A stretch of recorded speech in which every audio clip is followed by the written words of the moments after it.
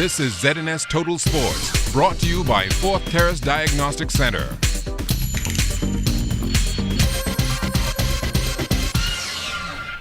Welcome to sports, everybody. Selection Sunday for the NCAA Men's Division I basketball tournament is just days away. Conference tournaments are underway to see who will get those automatic bids. Tristan Curtis booked his ticket over the weekend when Coastal Carolina won the Big South. And in just over 24 hours, another Bahamian will start his journey, with Charles Fisher having a front row seat. Yes, we are in Kansas City, Missouri, but we are experiencing Bahamian weather. Temperature in the mid-70s here as the Big 12 basketball tournament will tip off this evening, but the Bahamian connection will not be in action until Thursday. That's Buddy Heild, the Big 12 Player of the Year. Rob Carolla, he is the Big 12 coordinator. He says they are happy to have such a player playing in this year's tournament. He's a great player. We're happy to have him in our league. Obviously, we've got lots of good ones to pick from, but I think it just stakes to how good of a player Buddy is that he won our Player of the Year award because we have so many good players in our conference. He's the poster boy for the Oklahoma Sooners, can be seen on the team's media guide. Even a big billboard at the Sprint Center displays the image of our own Buddy Heild. And come Thursday night prior to their game against Oklahoma State, he will receive his Big 12 Player of the Year trophy. Iowa State won last year's Big 12 tournament. Oklahoma lost in the first round to Baylor. This year expected to be just as competitive. Buddy and the Oklahoma Sooners open up against the Oklahoma State Cowboys on Thursday at about 8 o'clock here in Kansas City. That's about 9 o'clock back there in the Bahamas. And you can watch that game on the ESPN networks. Buddy Heild and the Oklahoma Sooners in Big 12 tournament. And we'll be bringing you all the action for ZNS Total Sports in Kansas City, Missouri. Covering the Big 12 tournament, I'm Charles Fisher. Back here at home, the New Providence Women's Basketball Association back on court last night at the Donald Davis Gym. The league leaders, the Career Builders Cheetahs, up against the Bomber G Operators. This won a competitive ball game early on, with the Operators holding a slim 13-12 lead after the first quarter. From there, though, the bottom would fall out for the Cheetahs. They were outscored 48-20 over the next two quarters, and that allowed the Operators to coast to a 77-45 victory. Prashanda Raming leading all scorers in the win with 19 points. Anthony Young followed with 15. Albertha Russell had 11, while Kalisha Lang added 10. Jarrell Nairn paced the Cheetahs with a side-high 8 points. With the loss, the Cheetahs dropped to 8-2, and their lead on the Super Value side, while Queens is now down to a half a game. As for the Operators, the win moved them to 6-4, and they are now a game and a half clear of the fourth place Johnson Truckers. We came out tonight and execute our game plan.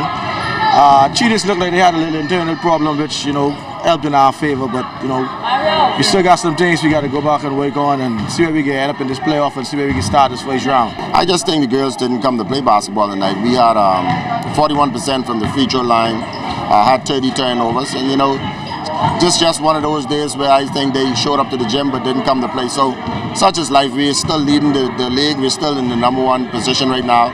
We got 2 more games before we enter the playoffs, so we should be all right. We've played this team and beaten them twice already, but they had a good night tonight, and they can enjoy it. There's more times to come. Despite last night's loss, Cheetahs coach Mario Boleg had a big smile back on his face this morning as his CC Sweeting Cobras senior boys basketball team took part in a motorcade through the streets of the capital.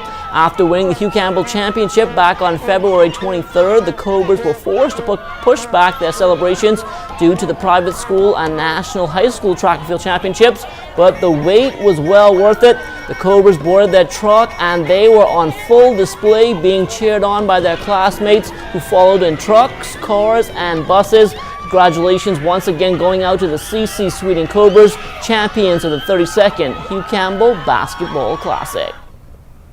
Athletes from around the Bahamas were on full display last week at the National High School Track and Field Championships as they took over the Thomas A. Robinson National Stadium. The youngsters were definitely the stars of the show, but not to be left out is the job done by the Bahamas Association of Certified Officials. Everybody notices, but I think people only notice at the big things. I always tell people the small things that would count. The small things that would count. BACO is a volunteer organization, just like the Kiwanis, Toastmasters, all those organizations. However, those organizations tend to have time limits as to how long they're going to be willing to volunteer their services. At BACO, the time spent working tends to be long at times, depending on the nature of the meet. This particular meet, I think the first day we ran, I think from about 9:30 until a little after 9 at night. That's because of the amount of competitors. And my thing is, this meeting, the concentration is to get as many family island athletes here in New Providence to see what kind of skills they have. As for the Nationals as a whole, organizers gave it 2 thumbs up. I know we cover most of the islands, even the small islands as far as Inagua, Meguano. I know that we put on a show that will give these kids a memory that they will never forget. I was pleased that some track people like Dan Woodside was able to give me some shoes for some of the kids. I just overall pleased with what I've seen here. The organizers themselves, the technical people, the Baco group, the meet director, Pancho Ramin, Trevor Morse, who is the technical guy with the starters and with his team, the local LOC team, everybody. I can't tell you that we didn't have 1 or 2 little glitches, but we didn't wait through. And things like that I expect because we put together a group that most of us never worked together before, and in about 2 months we, in my mind, did an excellent job. Still talking track and field, the Bahamas has been blessed with a number of world-class jumpers over the years. That trend continues today, and James Roll, he's a jumps coach, he explains what it takes to reach that level. They're determined. They really want it. They go there and they work hard. And like I tell them, the off-season determines your in-season. So what you put in off-season, you put in in-season. A lot of them put in a lot of work, hard work and dedication. That's why they're performing so good. That's why I always tell coaches when they say jumps going down, jumps is not going down, jumps is on the rise. So everyone just got to trust the athletes and be better prepared off-season. So in-season we can compete against the world.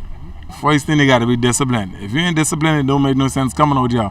And I always tell the jumpers, if you like something, you can play around and do stupidness. But if you love it, you can put all you got into it. We got a lot of jumpers. We got triple long, high. We get all kind of names. Indira, Charisma, Deja, Celine, Ryan, Quan, Ken Munnings, Ace, Amina. We got Kenya called me back home training our national record over 6 feet.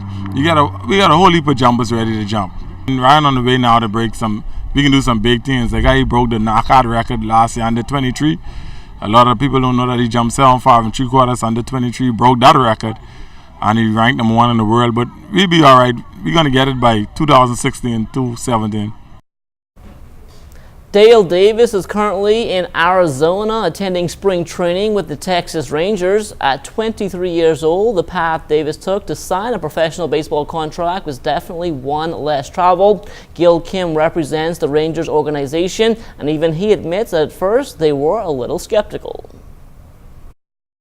Normally when you get a call about a 23, I guess at that time 22-year-old kid who wasn't drafted in college, your first reaction is to try and look for the reasons why he wasn't drafted. And there should have been a reason. We're not sure what it was, but obviously the first thought in my mind was, okay, that's a little peculiar, but we'll go out and check it out. Definitely shocked when he came out. I think he ran a 6.4 60. Definitely shocked when we saw him throw from the outfield. Shocked when we saw the bat speed. So I think we talk about it a lot of times. It doesn't matter how tall you are, how old you are, where you come from, what position you play. What matters is the talent you have, the heart you have, and the head you have. And I think those things were evident after the first day of seeing Dale and were proven after a few months of following him. And that will do it for sports. Stay tuned. The Bahamas Tonight comes back after the break.